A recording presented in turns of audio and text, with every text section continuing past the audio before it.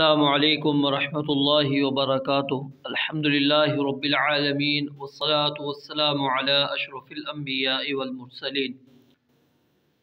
آج کا ہمارا سبق سورۃ البقرہ آیت نمبر 114 سے لے کر 119 تک ہے۔ اعوذ باللہ من الشیطان الرجیم۔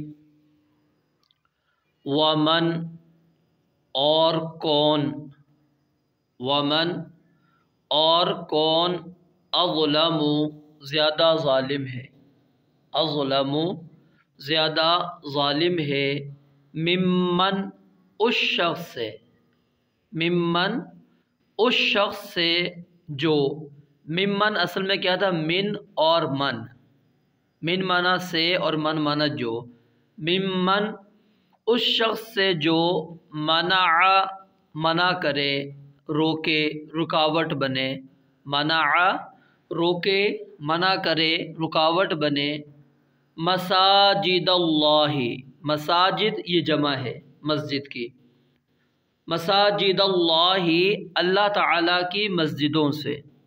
اس سے بڑا ظالم کون ہے جو روکے اللہ کی مساجدوں سے،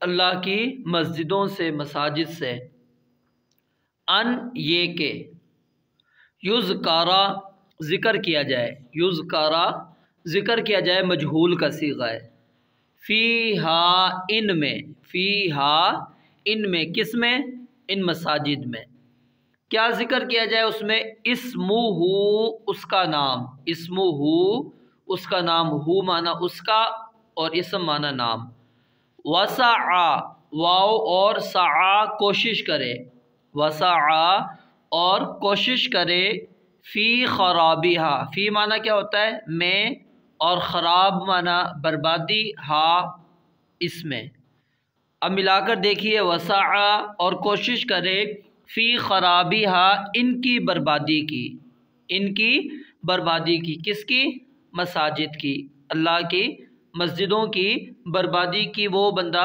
کوشش کرے۔ اولئک یہ لوگ، اولئک یہ لوگ، ما نہیں کانا تھا، ما کانا نہیں تھا، لہم ان کا حق، لفظی ترجمہ کیا ہے، ان کے لیے، ٹھیک ہے، لیکن یہاں پر ترجمہ کیا ہوگا، ان کا حق، ما کانا نہیں تھا، لہم ان کا حق، کیا حق نہیں تھا، ان یہ کہ یدخلو کہ وہ داخل ہوں، ہا ان میں، ان یدخلوہا کہ وہ داخل ہوں ان میں، الا مگر، الا مگر، یعنی وہ مسجد میں نہ آئیں مگر کس حالت میں، خائفین ڈرنے والے، خائفین ڈرنے والے، یعنی ایسی کیفیت ہونی چاہیے جس کے اندر ڈر اور خوف موجود ہو۔ لہم ان کے لیے، لہم ان کے لیے، فی الدنیا دنیا ہی میں، خزی عظیم رسوائی ہے، یہ جو تنوین ہے نا، یہ تنوین یہ آگے اوپر نظر آ رہی ہے آپ کو، یہ تنوین جو ہے نا تعظیم کی ہے، تو اس لیے ترجمہ کیا کر رہے ہیں، عظیم رسوائی ہے۔ وَلَهُمْ اور ان کے لیے، وَلَهُمْ اور ان کے لیے، فی الآخرتی آخرت میں، عذاب عذاب ہے، عظیم بہت بڑا، بہت بڑا عذاب ہے۔ وَلِلَّهِ واو اور للہ اللہ ہی کے لیے ہے، للہ اللہ ہی کے لیے ہے، المشرق مشرق، یعنی مشرق جو جانب ہے، سمت ہے، وہ اللہ ہی کے لیے ہے، وَلِلَّهِ المشرق اور اللہ ہی کے لیے ہے مشرق۔ آگے کیا ہے، والمغرب اور مغرب، والمغرب اور مغرب، فَأَيْنَمَا پس جس طرف، فَأَيْنَمَا پس جس طرف، تولو تم رخ کرو، تولو تم رخ کرو، فثم پس وہیں، ثم وہیں، فامنا پس، فثم پس وہیں، وجہ اللہ اللہ کا چہرہ ہے، وجہ اللہ اللہ کا چہرہ ہے۔ اب یہاں پر ذات ترجمہ نہیں کرنا ہے بلکہ اللہ کا چہرہ ہی کرنا ہے، کیونکہ اللہ کے چہرے مراد لینے سے کوئی معنی یہاں پر رکاوٹ نہیں ہے۔ ان اللہ بے شک اللہ تعالی، واسع وسعت والا، علیم سب کچھ جاننے والا ہے۔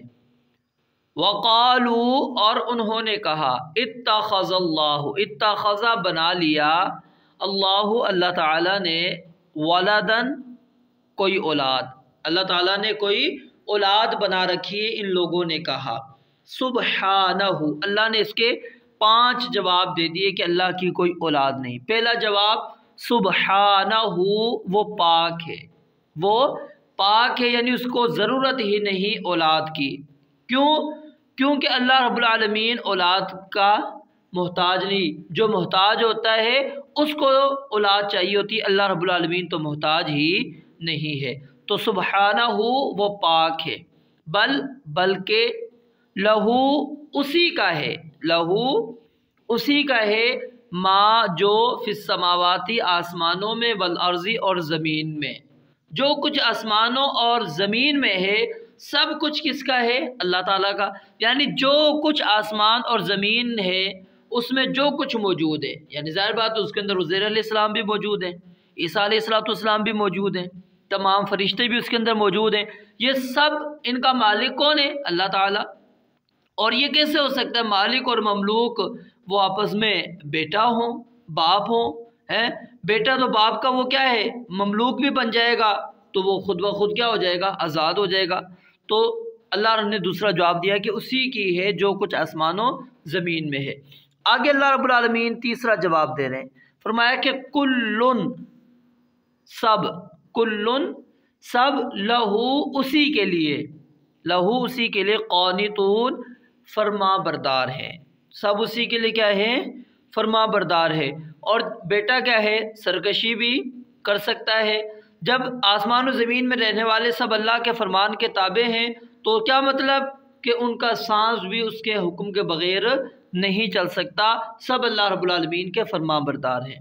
بدیع السماوات، یہاں پر بدیع جو ہے مبدع کے معنی کے اندر ہے۔ کس کے معنی کے اندر ہے؟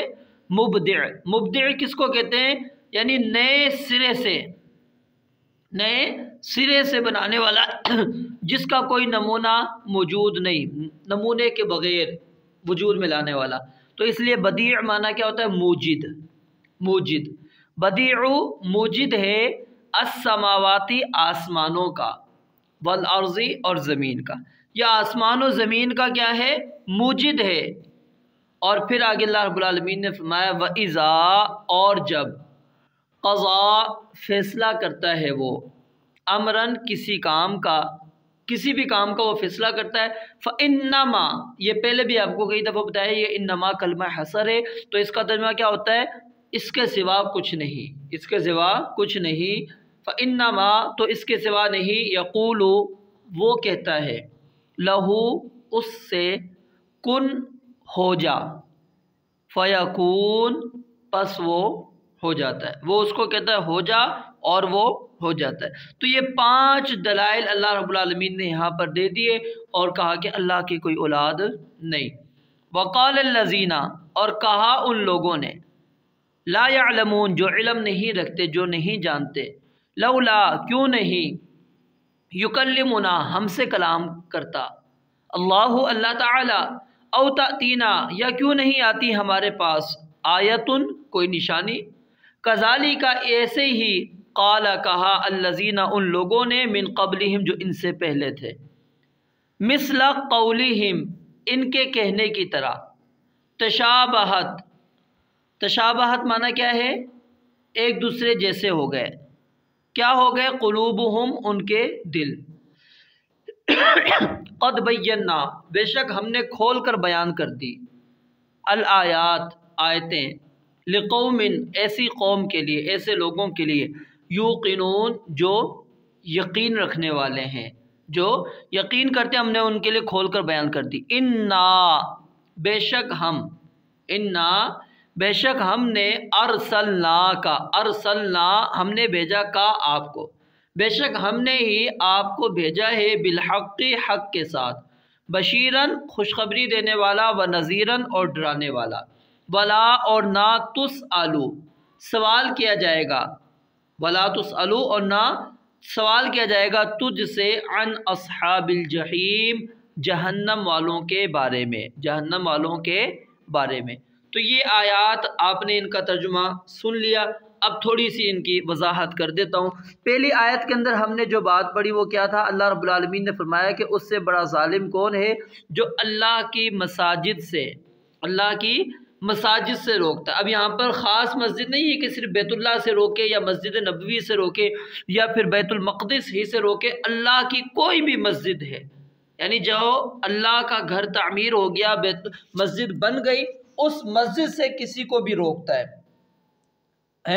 اس مسجد سے کسی کو بھی روک دیتا ہے، وہاں پر نماز نہیں پڑھنے دیتا، وہاں پر اللہ کا نام بلند ہونے نہیں دیتا، اس کو ویران کرنے کی کوشش کرتا ہے، تو اللہ رب العالمین فرماتے ہیں یہ لوگ اس سے بڑے ظالم اور کوئی بھی کائنات میں نہیں ہو سکتے، کیونکہ وہ لوگ اللہ رب العالمین کے گھر میں داخل ہونے سے، اللہ کے سامنے رکوع سجود کرنے سے لوگوں کو روکتے ہیں، اور صرف روکتے نہیں بلکہ ان کو ویران کرنے کی کوشش کرتے ہیں۔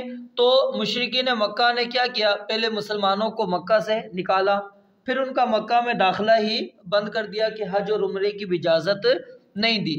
اسی طرح عیسائیوں نے بھی وہ ٹائٹس کے زمانے کے اندر جب بیت المقدس پر قبضہ ہوا تو انہوں نے یہودیوں کا داخلہ بیت المقدس کے اندر بند کر دیا۔ تو اللہ رب العالمین نے فرمایا یہ کیسی حق پرستی ہے؟ اگر تم حق پر ہو تو پھر لوگوں کو آنے دو نا، کیوں روکتے ہو؟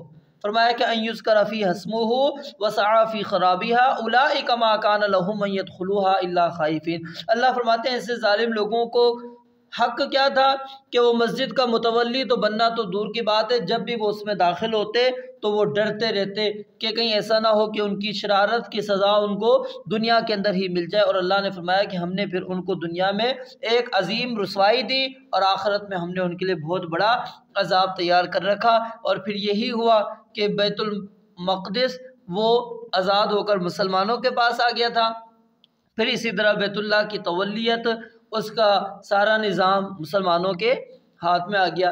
اب بیت المقدس دوبارہ ان کے ہاتھوں میں، اس کے پیچھے کیا ہے کہ مسلمانوں کے اندر مشرکانہ عقائد اور اعمال پھیل گئے اور جہاد جیسے عظیم عمل کو چھوڑ بیٹھے، تو یہ مسلمانوں کے ہاتھوں سے دوبارہ بیت المقدس نکل گیا۔ اب یہ دوبارہ واپس آئے گا کب؟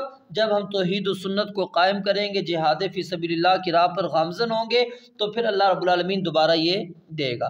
پھر آگے اللہ رب العالمین نے فرمایا کہ اگر یہ لوگ تمہیں مسجد میں داخل ہونے سے روک دیتے ہیں تو یہ مطلب نہیں ہے کہ پھر اب تمہارے لیے نمازیں معاف ہوں گی، نہیں، نماز تو تم نے پڑھنی ہے۔ وَلِلَّهِ الْمَشْرِقُ وَالْمَغْرِبُ، یہاں پر جو اللہ نے فرمایا نا کہ اللہ کے لیے مشرق اور مغرب ہے، اس کا یہ مطلب نہیں ہے کہ نماز میں قبلے کی طرف رخ کرنا ضروری نہیں، قبلے کی طرف رخ کرنا ضروری ہے، لیکن یہ خاص صورتوں کی حالت میں ہے کہ قبلے کی پابندی ختم ہو جاتی ہے۔ کب؟ جب آپ کو قبلے کا علم نہ ہو یا پھر مجبور کیا جائے، آپ کو قبلے کی طرف نماز پڑھنے کی اجازت ہی نہ دی جائے، رکاوٹ بنا دی جائے کہ یہاں پر رک کر کے تم نے نماز نہیں پڑھنی، پھر اللہ رب العالمین نے فرمایا وَلِلَّهِ الْمَشْرِقُ وَالْمَغْرِبُ، اللہ رب العالمین ہی کے لیے کیا ہے؟ یہ مشرق اور مغرب ہے، جہاں پر بھی تم اپنا چہرہ کرو گے وہاں پر اللہ رب العالمین کو پاؤ گے، اللہ کا چہرہ وہاں پر موجود ہوگا، یعنی تمہاری نماز قبول ہو جائے گی۔ تو اسی طرح جب بندہ جنگ کی حالت میں ہوتا ہے اس وقت بھی کیا ہے؟ جس جانب رخ ہے اس جانب رخ کر کے نماز کو پڑھ لے، نفلی نماز جو ہے اونٹنی وغیرہ پر یعنی سواری پر بیٹھ کے بھی انسان پڑھ سکتا ہے، پھر چہرہ جہاں پر بھی ہو کوئی حرج اس میں نہیں ہے۔ مزید اس کی تفصیل احادیث کی کتب کے اندر موجود ہیں، وہاں پر آپ مطالعہ کر سکتے ہیں۔